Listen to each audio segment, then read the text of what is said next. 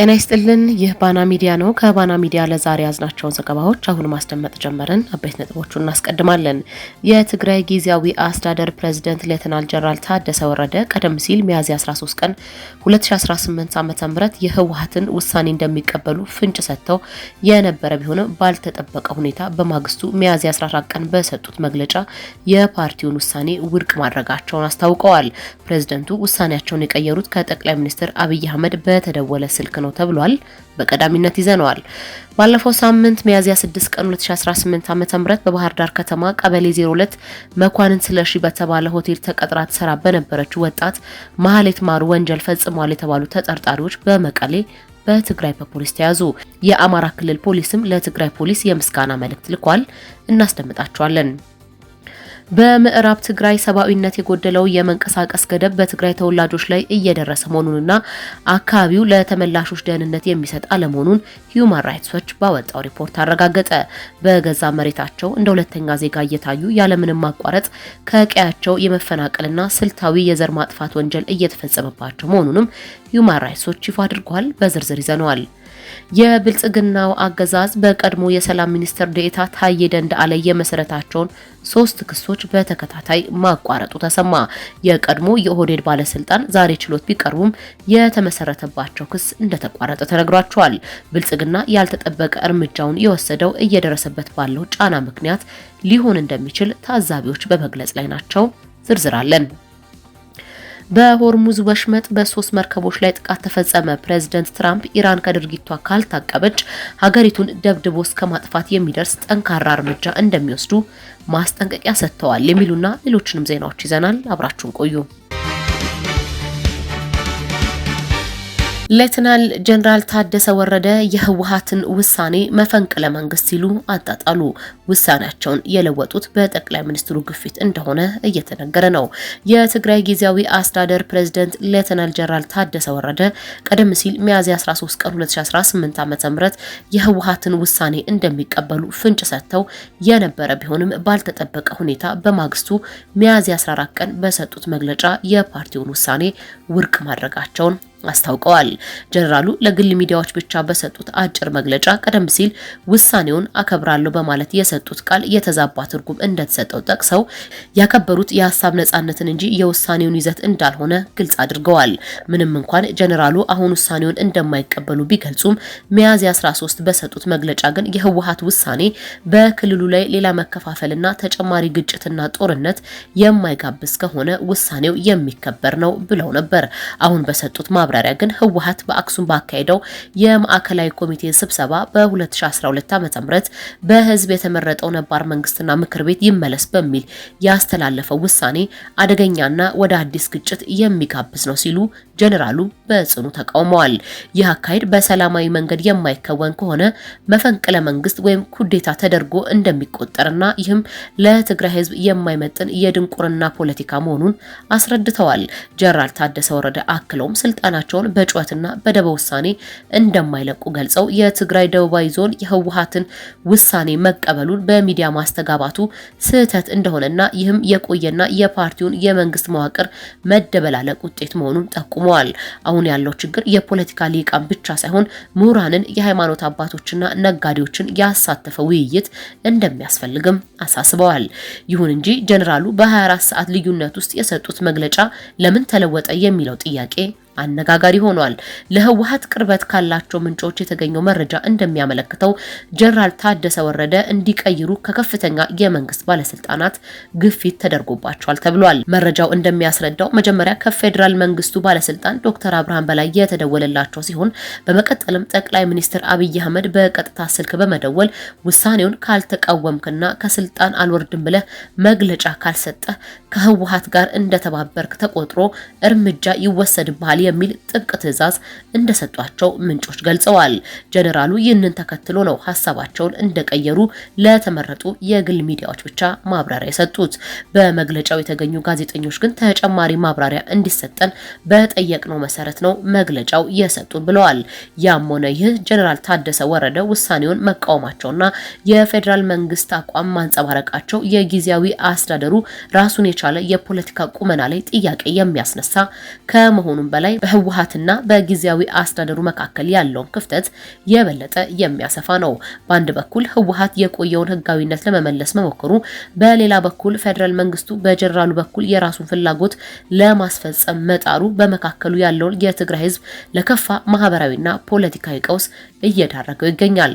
ከጦርነት ጠባሳው ያልወጣው የትግራይ ህዝብ አሁን በሚታየው የስልጣን ሽኩቻና የመፈንቅለ መንግስት ድባብ ውስጥ ዳግም ሰለባ እንዳይሆን ስጋት አንዣቧል።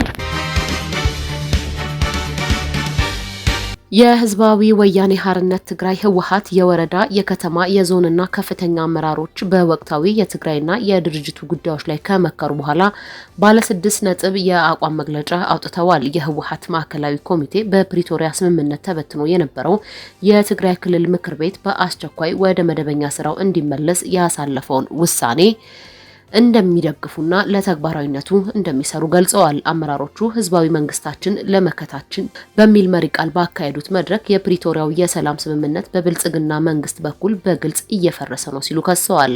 አመራሮቹ ባወጡት መግለጫ የትግራይ ህዝብ የራስን ዕድል በራስ የመወሰን መብቱን ለማረጋገጥ የከፈለውን መስዋዕትነት በማስታወስ የብልጽግና መንግስት ግን ይህንን መብት ለመንጠቅና የትግራይን ህዝብ ሉዓላዊነት ለማዳከም እየሰራ ነው ብለዋል። የሰላም ስምምነቱን ተከትሎ ህወሓት ለሰላም ሲል የክልሉ ምክር ቤት ተበትኖ መቆየቱን የገለጹት አመራሮቹ አሁን ግን የብልጽግና መንግስት ስምምነቱን ለተጨማሪ የዘር ማጥፋትና ወረራ እየተጠቀመበት በመሆኑ ትዕግስታቸው ማለቁን ጠቁመዋል። አመራሮቹ ባወጡት የአቋም መግለጫ የህወሓት ማዕከላዊ ኮሚቴ ተበትኖ የቆየው የትግራይ መንግስት ምክር ቤት ወደ መደበኛ ስራው እንዲመለስ ያስተላለፈውን ውሳኔ ሙሉ በሙሉ እንደሚቀበሉና ለተግባራዊነቱ ግዴታቸውን እንደሚወጡ ቃል ገብተዋል። በቀጣይ የሚቋቋመው የትግራይ መንግስት አስፈጻሚ አካል ሁሉንም የትግል አቅሞች ያቀፈ መሆን እንዳለበት ማዕከላዊ ኮሚቴው ያስቀመጠውን አቅጣጫ ደግፈዋል። ይህ አካሄድ ክልሉ እየገጠሙ ያሉትን ፈተናዎች በአንድነት ለመመከት ያስችላል ብለው እንደሚያምኑ አመራሮቹ ገልጸዋል። አመራሮቹ በሶስተኛ ደረጃ ያስቀመጡት በዚህ እጅግ አስቸጋሪ ወቅት የትግራይ ህዝብ ለመምራት ኃላፊነት የሚረከበው ምክር ቤት ለሚያከናውናቸው ተግባራት ስኬታማነት ከነሱ የሚጠበቀውን ማንኛውንም መስዋዕትነት ለመክፈል የታዘዙትን ሁሉ ለመፈጸም ቃል ገብተዋል። ከብልጽግና መንግስት ጋር ያሉ ልዩነቶች በውይይትና በድርድር መፈታት አለባቸው የሚለው የማዕከላዊ ኮሚቴን ውሳኔም እንደሚደግፉ አስታውቀዋል። በአምስተኛ ደረጃ ያስቀመጡት በሀገር ውስጥና በውጭ የሚገኘው የትግራይ ህዝብ ለዓመታት የታገለለትንና መስዋዕትነት የከፈለለትን የራስን ዕድል በራስ የመወሰን መብት ለማስከበር በሚደረገው ትግል እንደ ወትሮ ወሳኝ ሚናውን እንዲወጣ ጥሪ አቅርበዋል። ስድስተኛው የአቋም መግለጫ ለትግራይ ብሔራዊ ህልውናና ጥቅም የሚታገሉ የፖለቲካ ድርጅቶች፣ የትግሉን ደጋፊዎች የትግራይ ህዝብ የራስን ዕድል በራስ የመወሰን መብቱን ለማረጋገጥ በሚደረገው እንቅስቃሴ ከጎናቸው እንዲቆምና ድጋፋቸውንም እንዲገልጹ ጥሪ አቅርበዋል። የመስኖና ቆላማ አካባቢ ሚኒስትሩ ዶክተር አብርሃም በላይ በፕሪቶሪያው ስምምነትና በትግራይ ወቅታዊ ጉዳዮች ላይ አስመልክተው ባሰራጩ ጽሑፍ ከፍተኛ ውግዘት እየደረሰባቸው ይገኛል። ሚኒስትሩ ህወሓትንና በክልሉ የሚታዩ እንቅፋቶችን በዝርዝር ቢተቹም በፖለቲካ ተንታኞች ዘንድ ግን ንግግራቸው ለህዝብ ከመቆርቆር ይልቅ የአዲስ አበባውን አለቃቸውን ለማስደሰትና ስልጣናቸውን ለማጽናት የቀረበ በሚል እየተተቹ ነው። ዶክተር አብርሃም በዝርዝር ባቀረቡት ጽሑፍ የፌደራል መንግስቱ ለሰላም ለልማትና ለተፈናቃዮች መመለስ በትጋት እየሰራ እንደሆነና ህወሓት ግን የድርጅቱን ህልውና ከህዝብ በላይ በማስቀደም ሂደቱን እያጓተተው መሆኑን ገልጸዋል። ይሁን እንጂ ይህ የሚኒስትሩ ትንተና ራሱ ዳኛ ራሱ ቀማኛ የሚል የከረረ ስላቅን አስከትሏል። ብዙዎች እንደሚሉት ዶክተር አብርሃም በትግራይ ህዝብ ስም እየተናገሩ ቢሆንም በተግባር ግን የፌደራል መንግስቱን በስምምነቱ መሰረት ያልተወጣቸውን ግዴታዎች ተፈናቃዮችና ግዛቶችን ማስመለስ ለመሸፋፈን የመዘዙት ካርድ ነው እየተባለ ነው። ዶክተር አብርሃም ለትግራይ ህዝብ እውነተኛ ተቆርቋሪ ቢሆኑ ኑሮ ህዝቡ በረሃብና በበሽታ በሚረክፍበት ወቅት በፌደራል መንግስት ውስጥ ያለውን ተሰሚነት ተጠቅመው በቂ በጀትና እርዳታ እንዲገባ ይጥሩ ነበር። ከዚህ ይልቅ ግን የክልሉን አመራርና ህዝባዊ መዋቅር በማዳከም የትግራይን ህዝብ በሆዳቸው ለመቀየር የሚያደርጉት ጥረት ሚኒስትሩ ለአለቃቸው ያላቸውን ታማኝነት ለማረጋገጥ የቆላማ አካባቢ ሚኒስትርነታቸው መግለጻቸውን ተከትሎ የሚመጣውን ፖለቲካዊ ጥቅም ለማስጠበቅ የወሰዱት ነው። በተለይም የተፈናቃዮች ጉዳይና የጊዜያዊ አስተዳደሩ እድሜን በተመለከተ የሰነዘሩት ሀሳብ የፌዴራል መንግስት ከፕሪቶሪያ ስምምነት ባፈነገጠ መልኩ የተከዘ ዘብን አሰልጥኖ ትግራዋይ ወደ ስፍራው እንዳይሻገር እያደረገ ባለበት ጊዜ ተፈናቃዮችን ለመመለስ ፍቃደኛ እንደሆነ አስመስለው ማቅረባቸው ዋሾነታቸውን በአደባባይ አስመስክረዋል። ይህም ዶክተር አብርሃም በላይን በህዝቡ ዘንድ ይበልጥ እንዲጠሉና ለስልጣናቸው ሲሉ የአሽከር ፖለቲካን የመረጡ ከርሳም የሚል ታሪክ እንዲሸከሙ አድርጓቸዋል። የቀድሞ የሰላም ሚኒስትር ዴኤታ የነበሩት ታዬ ደንዳ 3 ክሶች ባልተጠበቀ ሁኔታ መቋረጣቸውን ከፍርድ ቤት የተገኘው መረጃ አመልክቷል። ታዬ ደንዳ ዛሬ ፍርድ ቤት ይግባኝ ለመጠየቅ ችሎት የተገኙ ቢሆንም ክሷቸው እንደተቋረጠ ጠበቆቻቸው አስረድተዋል። ታዬ ደንዳ ተመስርቶባቸው የነበረው ክስ በሀገር መከላከያ ላይ አደናጋሪ መረጃ በመልቀቅ ግዙፍ ኃይል በማደራጀት መንግስት ለመገልበጥ መዘጋጀትና ስም ማጥፋት የሚል ነበረ። ጠበቆቻቸውም ጉዳዩን ያልጠበቁት መሆኑን በመግለጽ ፍርድ ቤቱ ማስረጃ እንዲሰጣቸው በመጠየቅ ላይ ናቸው ተብሏል። የቀድሞ የሰላም ሚኒስትር ዴኤታ ታዬ ደንዳ ለእስር የተዳረጉት ጥፋተኛ ሆኖ ሳይሆን ፖለቲካዊ በሆነ እርምጃ ምክንያት መሆኑን ታዛቢዎች በተደጋጋሚ ሲገልጹ ቆይተዋል። በተለይ ከጠቅላይ ሚኒስትር አብይ አህመድ ጋር ፊት ለፊት መሞገታቸው ለእንግልት እንደዳረጋቸው ይገመታል ተብሏል። ታዬ ደንዳ ከጠቅላይ ሚኒስትር አብይ አህመድ ጋር ጸብ ውስጥ ካስገባቸው ጉዳዮች ውስጥ አንዱ የትግራይ ጦርነት እንደሆነም የአደባባይ ሚስጥር ሆኖ ቆይቷል።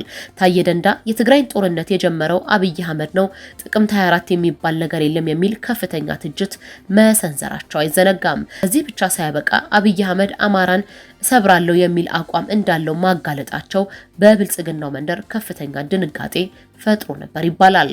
ሚኒስትር ዴኤታው በተለይ በወቅቱ ጨፌ ኦሮሚያ ላይ በነበረው ተከታታይ ስብሰባዎች አብይ አህመድ ድንገት በመገኘት በትግራይ ህዝብ ላይ በመዛት ጦርነቱ አይቀሬ መሆኑን ሲገልጽ እንደነበረ አጋልጠዋል። 2011 የቀረበውን ሐሳብ በበጎ ተመልክቶ ቢሆን ኖሮ ጦርነቱን ማስቀረት ይቻል ነበር። ጦርነቱ ቢቀር ደግሞ አሁን ያለንበት ዙሪያ መለስ ቀውሱ፣ ምክንያቱም በጣም ትልቁን ኢኮኖሚያችን የበላው ጦርነት ነው። ጦርነቱ ላይ ያለቀው ገንዘብ ብቻ ሳይሆን በጦርነቱ ምክንያት ከዚህ ሀገር የሸሸ ኢንቨስትመንት አለ፣ ለመምጣት እያሰበ ሳይመጣ ይቀር አለ። ይሄ በጣም ሂውጅ ነው፣ ሂውጅ ገንዘብ ነው። ይሄ ሁሉ ቀውስ ያመጣው እሱ ነው የሚለውን ራሴ አይቼ ተከታትዬ ገብቶኝ ነው እንጂ ሰላምም እንደማይፈልግ ኦፍ ኮርስ በዚህ ምክንያት አብይ አህመድ በድጋሚ እስር ቤት ያስገባቸው ሲሆን መሳሪያ ይዘሃል በሚል ክስ 7 ዓመት አስፈርዶባቸው ኋላ ላይ ወደ 4 ዓመት ዝቅ እንዲደረግላቸው ተወስኗል። የታዬ ደንዳ ቀሪዎቹ ክሶች የተቋረጡት ብልጽግና ላይ እየደረሰ ካለው ከባድ ፖለቲካዊ ጫና ምክንያት ሊሆን እንደሚችል ከአገዛዙ የቅርብ ሰዎች የወጣው መረጃ በማመላከት ላይ ነው። በአሁኑ ሰዓት ከፍተኛ አጣብቂኝ ውስጥ የገቡት ጠቅላይ ሚኒስትሩ ከያቅጣጫው እየመጣባቸው ያለው ተቃውሞ አስፈሪ በመሆኑ ቀጣይ እርምጃዎችን ሊወስዱ እንደሚችሉ የሚገልጹ አልጠፉም። አብይ አህመድ በሚኒስትር ዴኤታው ላይ የእስር እርምጃ ቢወስዱም ነገሩ እዛው ባሉ የኦህዴድ ሰዎች ጭምር መከፋፈልን ፈጥሮ ቆይቷል ተብሏል። በተለይ የታዬ ደንዳ የቅርብ የሆኑ ባለስልጣናት በአብይ አህመድ ላይ ቅሬታ በማንሳት እርምጃውን ጥሩ መልእክት እንደማይኖረው መግለጻቸው ይነገራል። ሂማን ራይትስ ዋች በምዕራብ ትግራይ ዘር የማጽዳት ወንጀል አሁንም እየቀጠለ መሆኑን አስታወቀ።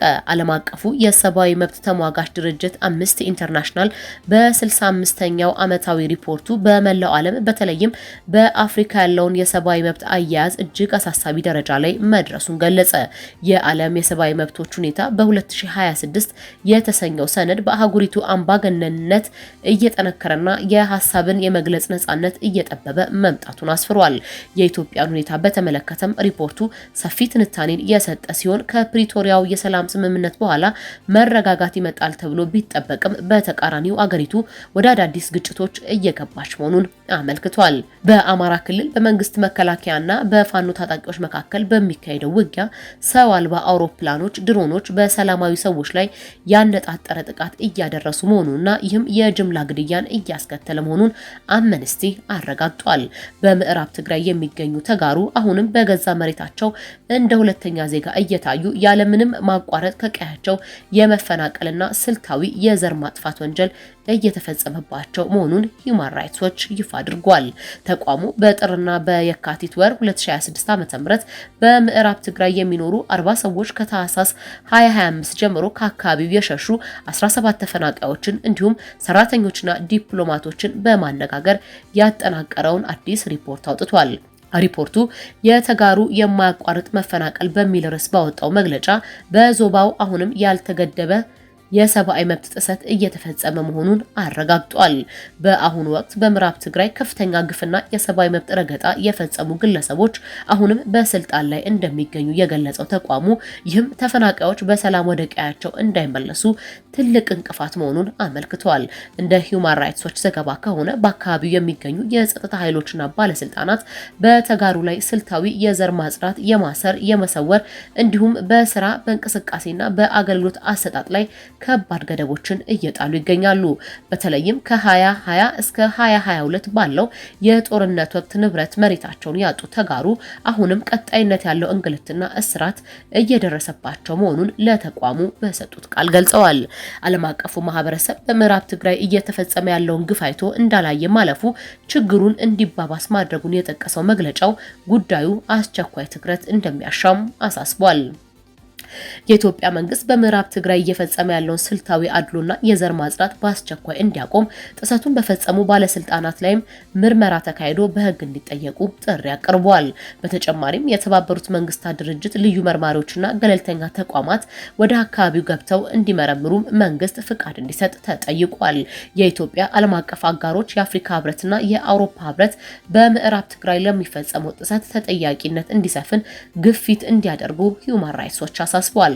በተለይም በከባድ ወንጀል የሚጠረጠሩ እንደ ኮሎኔል ደመቀ ያሉ ባለስልጣናት ላይ ያነጣጠረ ማዕቀብ እንዲጣልና የተፈናቃዮች ደህንነት ሳይረጋገጥ የሚደረግ የመመለስ ሂደት አደገኛ መሆኑን በግልጽ እንዲያሳውቁ ተቋሙ አሳስቧል። ሂዩማን ራይትስ ዎች ለኢትዮጵያ መንግስት በጉዳዩ ላይ ምላሽ እንዲሰጥ ጥያቄ ቢያቀርብም እስካሁን ምንም አይነት ምላሽ አለማግኘቱን ገልጿል። የትግራይ ፖሊስ በግድያ ወንጀል ተጠርጥሮ ሲፈለግ የነበረውን ኢንስፔክተር በቁጥጥር ስር አዋለ። ባለፈው ሳምንት ሚያዝያ 6 ቀን 2018 ዓ.ም በባህር ዳር ከተማ ቀበሌ 06 መኳንን ስለሺ በተባለ ሆቴል ተቀጥራ ትሰራ በነበረችው ወጣት ማህሌት ማሩ ላይ የተፈጸመውን አሰቃቂ ግድያ መላው ማህበረሰብን ሲያስቆጭ ሰንብቷል። የአማራ ክልል አድማ ብተና አባል ነው የተባለው ኢንስፔክተር ያምራል አለሙ ከሌሎች ግብረ አበሮቹ ጋር በመሆን ወጣቷን ከስራ ቦታዋ በኃይል ወስደው ካሰቃዩና ህይወቷ እንዲያልፍ ካደረጉ በኋላ መሰወራቸው ይታወሳል። ይህንን ተከትሎም የአማራ ክልል ፖሊስ የተጠርጣሪው ምስል ጭምር በማሰራጨት ሲያከናውን የነበረው ፍለጋ ውጤት አግኝቷል። የአማራ ክልል ፖሊስ ለትግራይ ክልል ፖሊስ ባቀረበው የትብብር ጥያቄ መሰረት የትግራይ ፖሊስ ባደረገው ከፍተኛ ክትትል ተጠርጣሪውን ኢንስፔክተር ያምራል አለበል አለሙን በመቀሌ ከተማ በቁጥጥር ስር አውሏል። የአማራ ክልል ፖሊስ የወንጀል ምርመራ ጠቅላይ መምሪያ አዛዥ ምክትል ኮሚሽነር ታደሰ አያሌው በሰጡት መግለጫ ተጠርጣሪው በትግራይ ክልል መቀሌ ከተማ ተሸሽጎ እንደሚገኝ በመረጋገጡ በተደረገ የተቀናጀ ስራ በቁጥጥር ስር ሊውል ችሏል ብለዋል።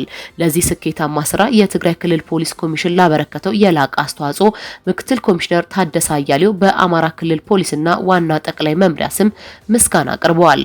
ይህ እርምጃ ትግራይ ለማንኛውም ወንጀለኛ መሸሸጊያና መደበቂያ ልትሆን እንደማትችል በተግባር ያሳየ ሲሆን በሁለቱ ክልሎች የፖሊስ ተቋማት መካከል ያለውን ጠንካራ የሙያ ትብብርና ለፍትህ መቆምን በግልጽ ያሳየ ክስተት ሆኗል። ይህ በሁለቱ ክልሎች የጸጥታ አካላት መካከል የታየው የተቀናጀ ስራ አዲስ ክስተት አይደለም። ከዚህ ቀደምም በትግራይ ክልል ወንጀል ፈጽሞ የተሰወረ ትግራዋይ ወጣት የአማራ ክልል ፖሊስ በደሴ ከተማ በቁጥጥር ስር አውሎ ለትግራይ ፖሊስ ማስረከቡ ይታወሳል። እነዚህ ተከታታይ ስራዎች እንደሚያሳዩት ወንጀል የትም ቢፈጸም ድንበር እንደማይገድበውና የሁለቱ ክልሎች ፖሊስ የፍትህን ለማረጋገጥና የዜጎችን ደህንነት ለመጠበቅ ያላቸውን ቁርጠኝነት የሚደነቅ ነው። ተጠርጣሪው አሁን በቁጥጥር ስር በመዋሉ ለሟች ቤተሰቦችና ፍትህ ለሚጠባበቀው ማህበረሰብ ትልቅ እፎይታን የፈጠረ ሲሆን ተገቢው የህግ ምርመራ ተደርጎም ለፍርድ እንደሚቀርብ ይጠበቃል።